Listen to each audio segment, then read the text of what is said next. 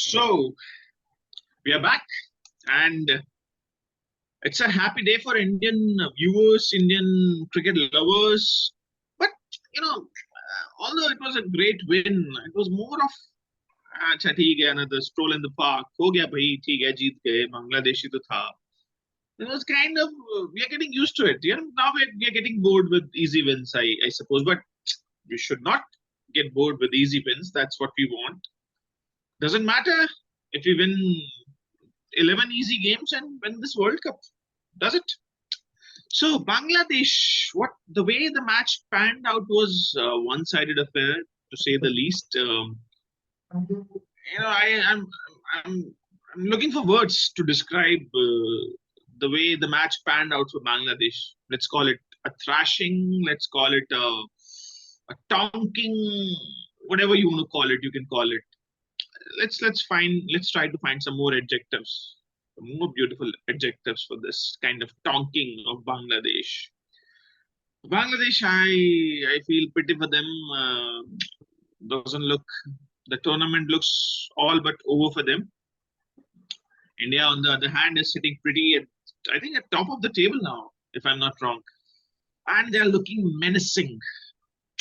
They are looking they're scaring other teams. I can tell you that they're looking scary. This side is people are thinking how to beat this side in their own backyard when you have they're firing all cylinders. Kohli, Sharma, even Shubman Gill is coming into form. Then you have bowling, Bumrah, Kuldeep, Jadeja is coming into his own.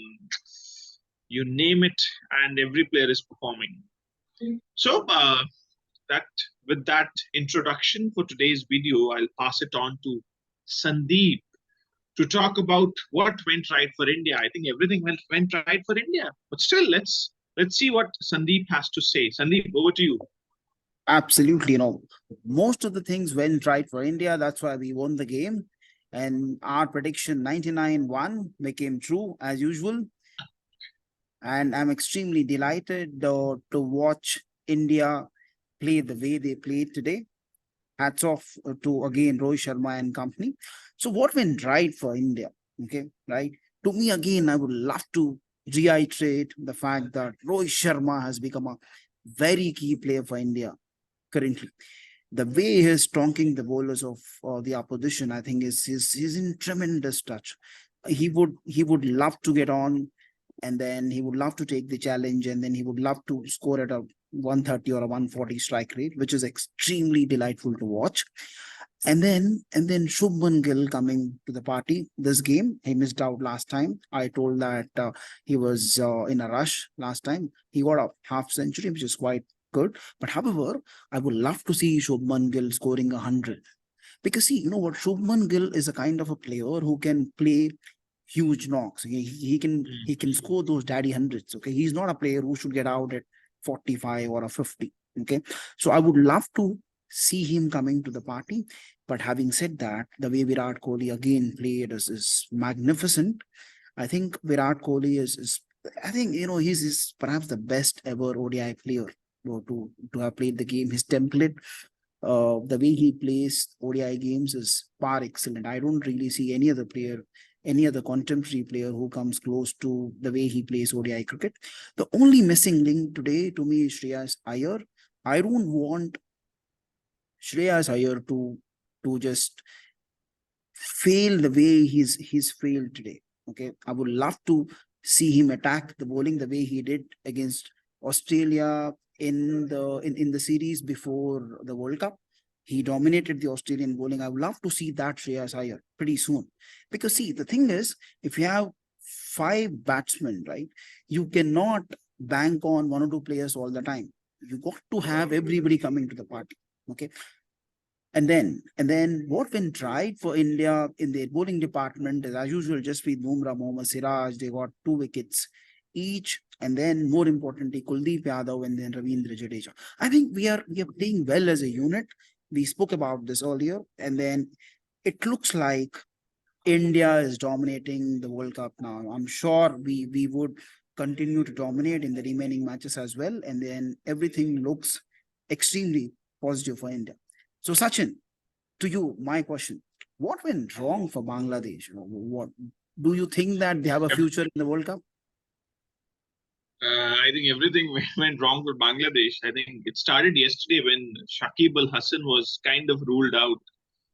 So I think it's difficult to find positives for Bangladesh. I think they are going to pack their bags and go home after playing those 9 games. That's what lies ahead, perhaps barring any miracle. So I think Bangladesh is in deep waters now. That's one thing that they came across as a magnificent, ultra magnificent Indian side. Yeah, So yeah, that's a bad luck. But they have lost few other matches as well. So I think Bangladesh, as I said earlier in our preview, they're spinners. Bangladesh is a side which is completely dependent on its spinners. And it's not that these pitches are not helping spinners. Indian spinners have bowled well. In fact, yeah. they got a pretty good start. Indian spinners, they were able to put breaks afterwards. Very true. Otherwise, Bangladesh could have ended up with 300, 320. So Indian spinners bowled well on this track. The problem with Bangladesh in this tournament has been that their spinners are not bowling well. I mean, whatever good amount of some bit of good overs have been bowled. They were by Shakib Al Hassan. I have seen him bowl kind of reasonably well, and he was not there today. Yeah, So Bangladesh spinners are not doing well. Nasoon Ahmed, we all saw he was he was thrashed around by Virat yeah, Kohli. They yeah. were kind of playing with him. So Bangladesh spinners are not doing well. A team which depends on spinners do not have good spinners or they are not playing well doesn't augur well for you. There's the pace battery has always been kind of iffy, not so Correct. great, kind of okayish bowlers. They need those, those conditions to be penetrative. Obviously, they are not going to get those conditions, those grassy pitches in India. So they were always it was expected for them to be performing like this. So Bangladesh doesn't have batting, doesn't have bowling, either spin department or pace department. Both are being ordinary. Nothing went well for Bangladesh, and I don't see a future for them in this tournament. I think it would be fair to say that after the 10 matches, they are going to pack their bags and go home. So that's it. And Sandeep, let's just talk about what lies ahead for India, considering that they are going to play New Zealand next. No, yeah, definitely. India looks mighty at this stage. However, New Zealand is a pretty strong side in the tournament. They have played excellent cricket throughout. I think it's gonna be the test of titans. The next game in Dharamshala, the next game of India against New Zealand at Dharamshala. I'm sure both the sides should be excited to win because they would love to dominate the way New Zealand and India have been playing. In fact, they have a great template for ODI cricket. In fact, the two best teams till now in this tournament are New Zealand and India. Okay, that should be an exciting game to watch out. Only thing is that Dharamshala wicket is a little tricky. We got to wait and see how that spans, and then whether that supports swinging conditions or whether we can play an extra spinner. We got to wait and see. Maybe we would get to know in a couple of days, and then we would of course would make a video on that. But before we go there, right? Do already have mentioned that Bangladesh has no future in this tournament. Would you like to touch upon I think tomorrow's I game? lost you, Sandeep.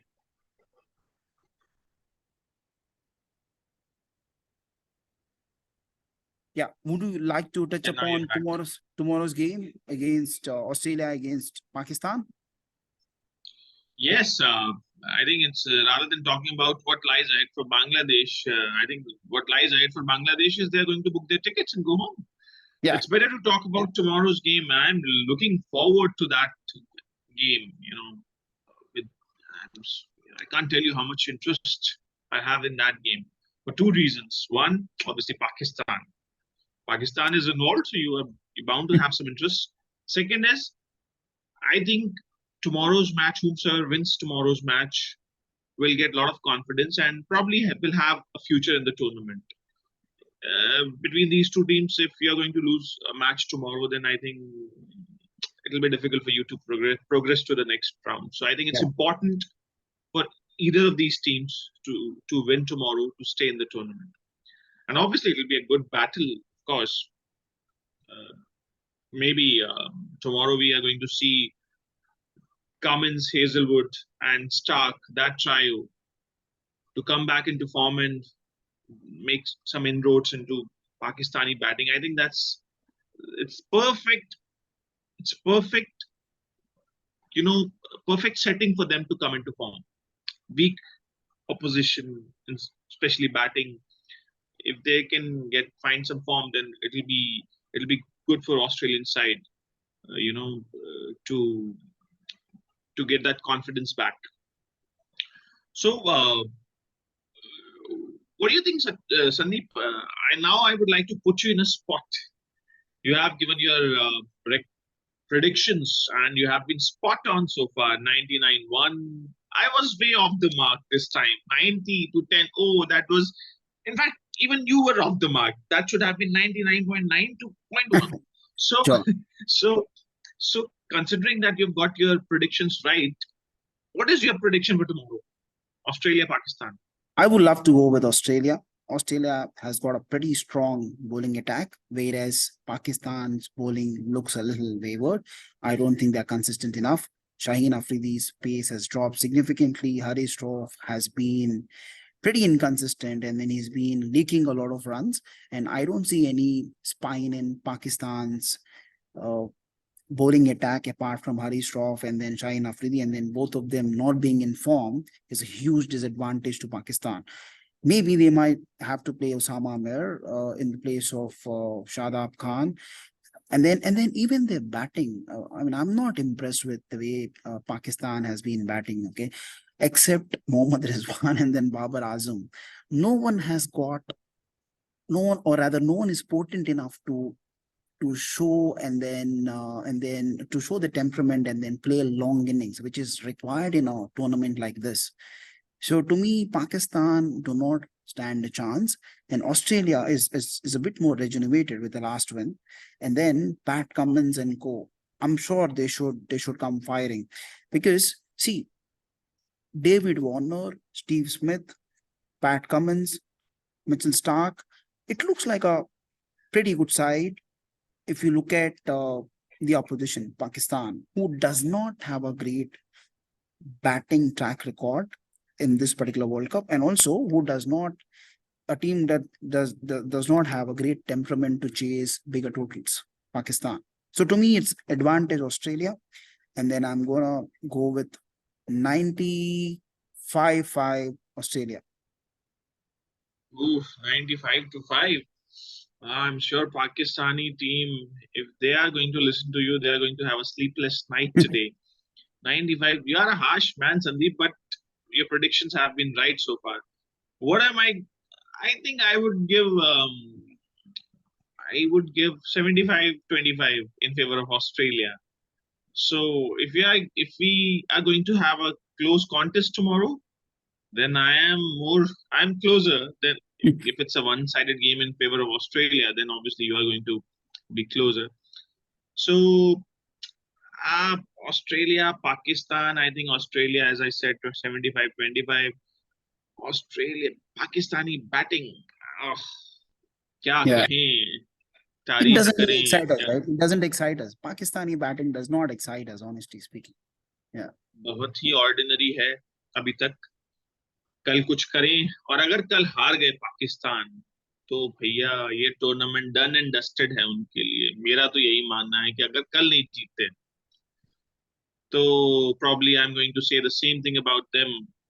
They are going to book their tickets sooner than later. Yeah. Yeah. So let's hope that our predictions come true. We have a good game tomorrow, and eventually Australia wins tomorrow. So let's hope that it goes that way. I think that's it from my side. Do you have anything to say? Any closing comments, Sandeep, or you're done? Sure, I think let us make sure that we enjoy tomorrow's game between Pakistan and Australia. Whichever side that plays well would definitely win. And having said that, we are mostly in favor of Australia because of their strengths purely, not because of any other reason. But we would love to wish Pakistan all the best as well. Thank you very much. See you next time. See you guys.